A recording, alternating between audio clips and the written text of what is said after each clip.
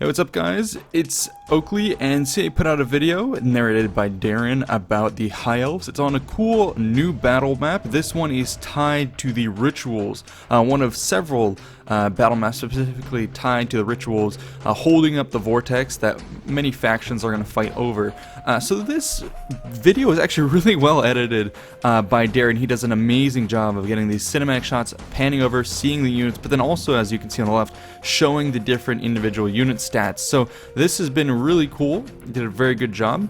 And what they've shown here is more details. So you can see graphically things are looking better, and then they are actually showing a little bit more details on the units. So the Swordmasters there had the deflect ability, so they've confirmed that, whereas before it didn't really seem to be in the game or seem to be a passive ability.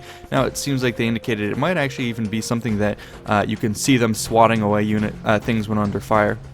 And then also here they're going to be showing the Spearmen, and one of the cool indicators that they say is, I'm not sure if it's because of feedback or just something they had planned, but they'll show that the shield emblems will vary very, very differently between all the minor factions. So that's awesome. So that's one of the things you'll be seeing, I think in this game, is they've turned up the graphical details.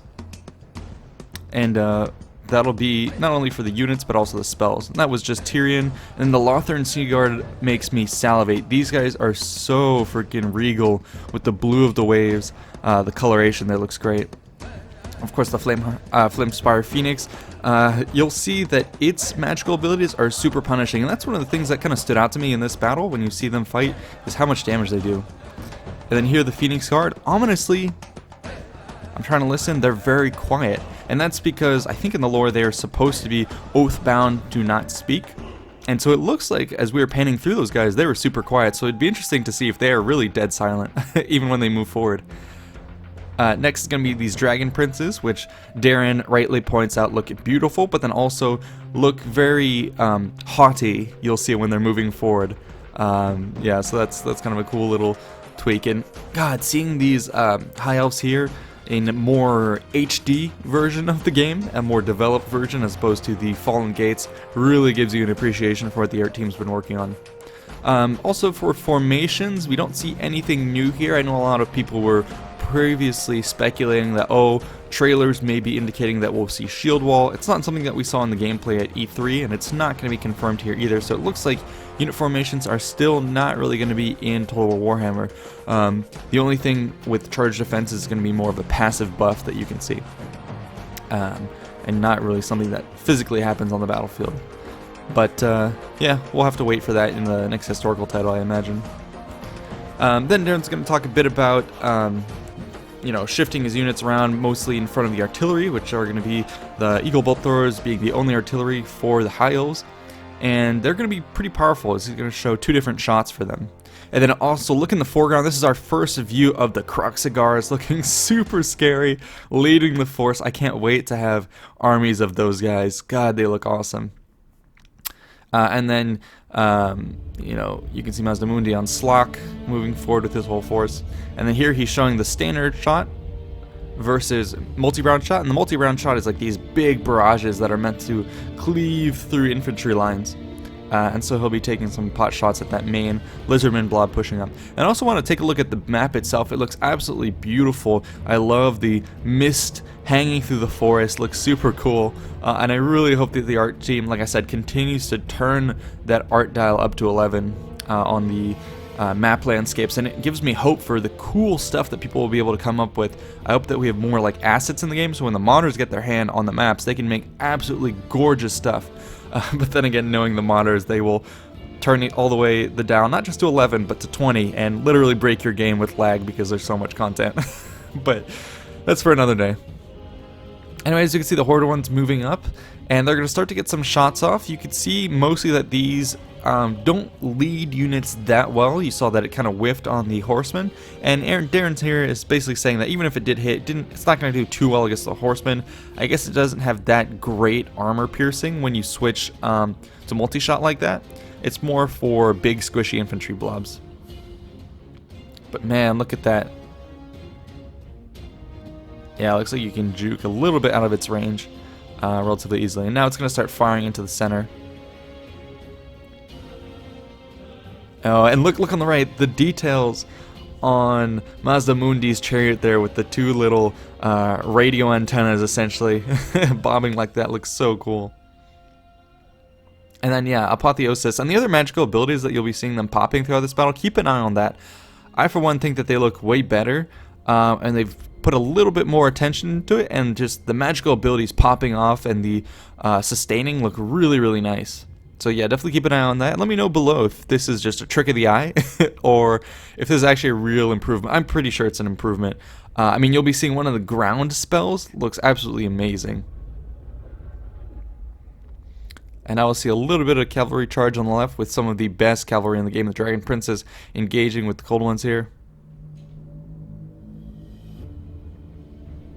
And then the Fire Leech Bolas, also you can see that their shots also look pretty cool. But yeah, now we're going to get to see some of the MiG melee, and this is where, I mean, this is a typical engagement, I would say, for the Lizardmen. Slow, lumbering move up as they take a lot of hits, but have the ability to regenerate. But once they're about to hit your front line, that's where shit hits the fan, because they have Carnosaurs and other big units coming in. And you can see a pretty good use of the skinks by the AI, moving around targeting some of the flying units, and these chameleon skinks can stay hidden pretty well, so you can lay a lot of ambushes around the flanks. I'm not sure why Darren's trying to break the line here. I would stay still, but now his line is going to get beaten. And let's watch these Kroxigors as they're going to start to charge in. Look at how much damage they wreck through his units. It almost looks like a Minotaur force charging through. Carnosaur as well, chewing through the front line. And he's going to go ahead and move Tyrion in and start... there you go, see? See, that was that awesome ability with stuff coming up from the ground. It looks like it's Earthbenders from Avatar. That looks like how it was inspired. But look, it looks so beautiful. And now we're going to see another spell. So this battle is very spell heavy. I guess it's something to expect when you see the High Elves versus the Lizardmen. But yeah, now just enjoy the graphics of these awesome magical attacks. So I'm a little worried about magical spells being very, very powerful. In games. I mean, it's been not so much an issue for Warhammer 1. We found that they've done a good job of like kind of tamping it down and tuning it, but of course it does really depend on if you're playing on small funds or large funds. When you're on super large funds, ultra funds, or sorry, unit sizes, then what ends up happening is that the ability of the magic is more tamped down, whereas when you're on small, any magic that lands is going to do tremendous amounts of damage. So I really do hope that they work on the magical damage scaling across unit sizes. That's definitely something that's going to be very much required. But I think in this battle, the overemphasis on magic is one, because it's for show, and two, owing to the nature of the army composition that we're seeing here. I mean, there's a lot of casters that wouldn't necessarily be present in your everyday, every other battle, you know? And here, this is an amazing animation that kind of reminded me of that scene from the last Jurassic Park where they're tossing the tourists around. But they didn't have a they didn't have a high elf running around with his 2 martini drinks to avoid them. That would be freaking hilarious, actually, if CA added a little animation to riff off of that scene from Jurassic Park.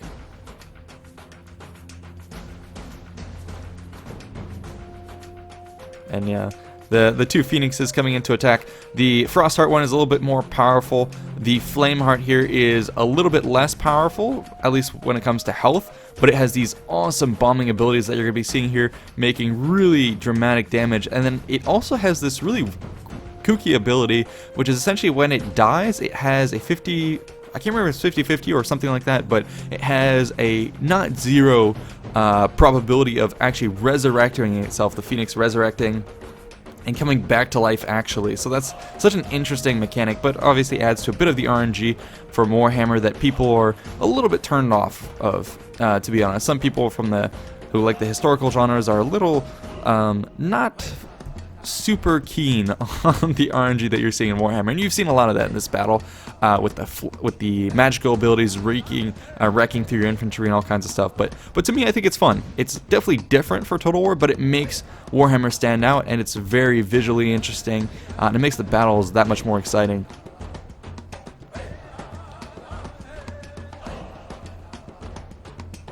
Oh, the money shots, Darren, the money shots. Doing such good use of the close-up cam here. And these archers look so freaking great. I can't get enough of the animations. I can't wait to see kind of what the other factions are going to look like. You see the details that they've put into the units here? Man, I can't wait to see not only the Dark Elves, but most importantly, the Lizardmen. Oh god, they're going to be so cool.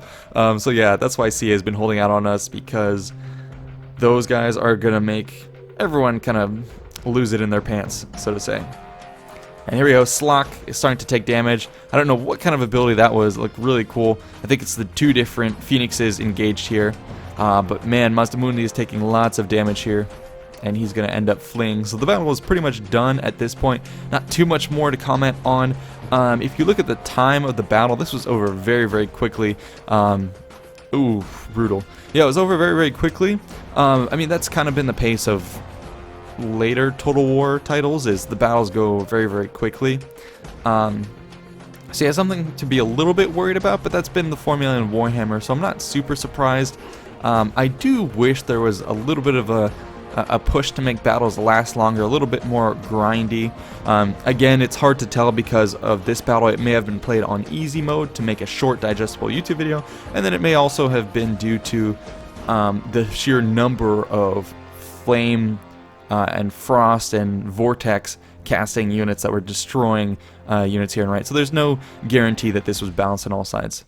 But that's been it. Hope you guys enjoyed, and definitely check out the original video. See you in the next one. Peace out.